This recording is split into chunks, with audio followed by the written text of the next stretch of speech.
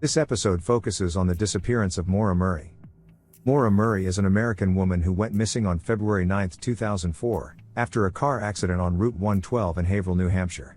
She was 21 years old at the time. Murray was a nursing student at the University of Massachusetts Amherst, and had driven up to New Hampshire for what is believed to have been a brief vacation. She was last seen at the accident site by witnesses who offered assistance, but she refused and told them not to call the police. After her disappearance, a large-scale search was launched, but no trace of her was found. There have been many theories and speculations about what may have happened to her, including abduction, foul play, suicide, or simply getting lost in the wilderness. Her case has gained national attention and has been the subject of numerous podcasts, books, and documentaries. Despite years of investigation and search efforts, her disappearance remains a mystery. Unfortunately, Maura Murray's whereabouts have remained unknown since she went missing. Despite extensive search efforts and investigations, no trace of her has been found. Her disappearance has remained a mystery for almost 2 decades, and there have been no significant developments in the case in recent years.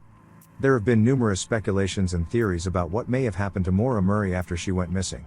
Some of the most common theories include abduction. One theory is that Murray was abducted by someone she met on her trip, or by a stranger who came across her after the accident.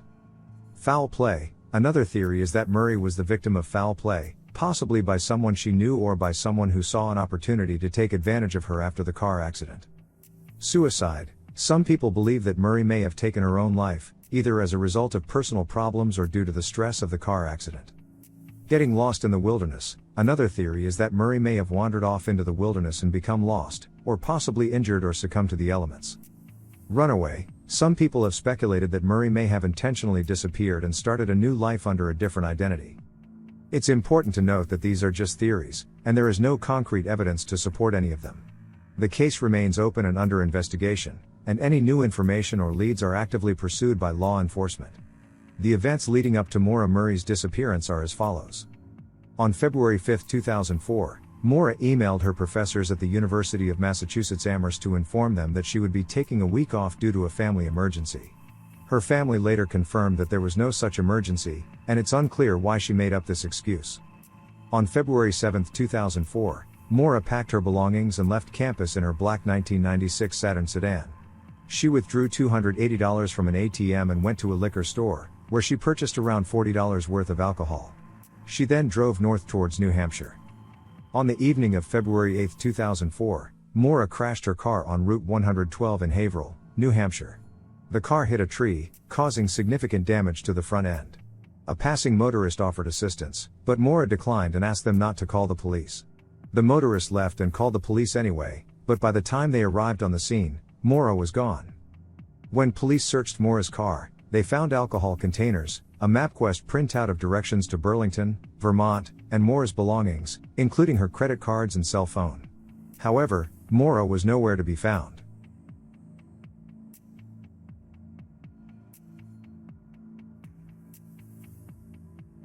If you're enjoying yourself so far, please hit the like and subscribe button, and help our channel grow.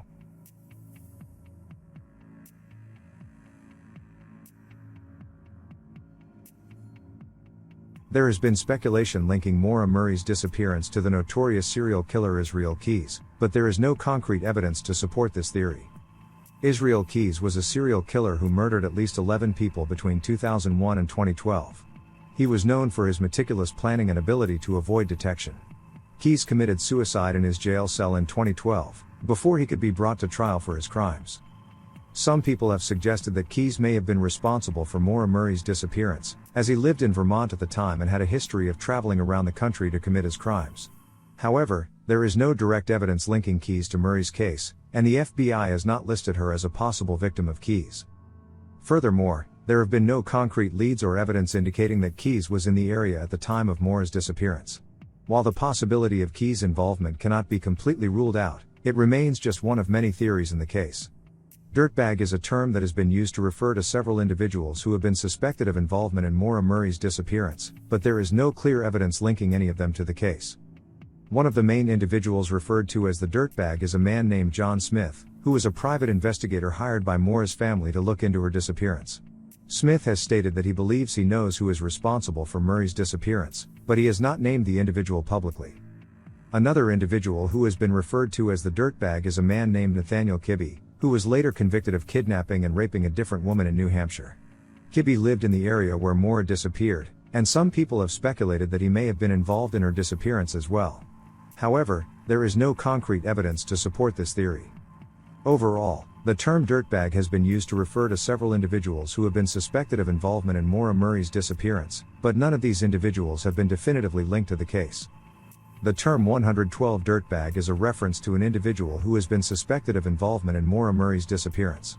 The nickname comes from the fact that Maura's car crashed on Route 112 in Haverhill, New Hampshire, and the individual in question was known to hang out in that area.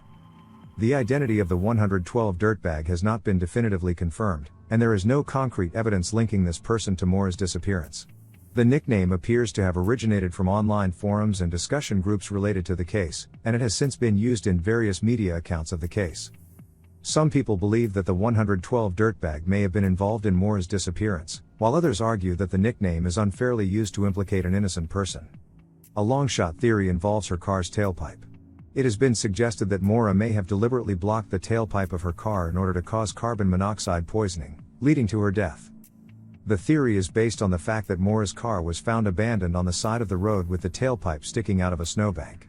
Some investigators have speculated that Maura may have used a piece of cloth or other material to block the tailpipe, which would cause the engine to stall and lead to the accumulation of carbon monoxide in the car. However, there are several problems with this theory. First, there is no direct evidence to suggest that Maura blocked the tailpipe. Second, carbon monoxide poisoning typically results in symptoms such as headache, dizziness, and confusion, which would likely have made it difficult for Maura to carry out any plan to harm herself. Third, it is not clear why Maura would have chosen this particular method of self-harm, especially given that she had apparently been planning to leave the area and start a new life. Overall, while the tailpipe theory remains one of many possible explanations for Maura's disappearance, there is no conclusive evidence to support it. In conclusion, it is possible that new information could come to light in the future that could help solve the case, but at this point, there are no definitive leads or suspects. Maura's disappearance has become a well-known and heavily discussed case, and many people remain invested in finding out what happened to her. Again, law enforcement agencies and private investigators continue to work on the case, and there is always the possibility that new evidence could lead to a breakthrough.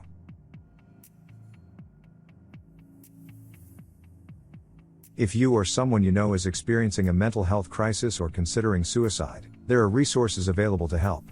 One option is to contact a suicide hotline. These hotlines provide free and confidential support to individuals who are experiencing emotional distress, suicidal thoughts, or other mental health issues. Some hotlines also provide support to family members and friends of those who may be at risk. The National Suicide Prevention Lifeline is a 24/7 hotline that can be reached at 1-800-273-TALK, 1-800-273-8255. The Lifeline provides free and confidential support to individuals in crisis or emotional distress, as well as resources for loved ones and professionals. There are also other hotlines available for specific populations, such as the Veterans Crisis Line, 1-800-273-8255, press 1, and the Trevor Project Lifeline, 1-866-488-7386, for LGBTQ+ youth. It's important to remember that seeking help is a sign of strength, and there is no shame in reaching out for support when you need it. If you or someone you know is struggling with mental health issues or thoughts of suicide, please don't hesitate to contact a hotline or seek other professional help. If you have information related to Maura's disappearance, you can contact the New Hampshire State Police at 603-271-3636 or email them at info@mauramurraymissing.com. Additionally, the National Missing and Unidentified Persons System, NAMUS, is a national database that can be used to report missing persons and provide information about unidentified remains. You can access NAMUS at https://www.namus.gov/ or call their toll-free number at 1-855-626-7600 for assistance. If you have any information related to Maura's disappearance, please do not hesitate to reach out to the appropriate authorities or organizations. Even seemingly small pieces of information can be valuable in helping to solve a missing person case. Thank you so much for watching.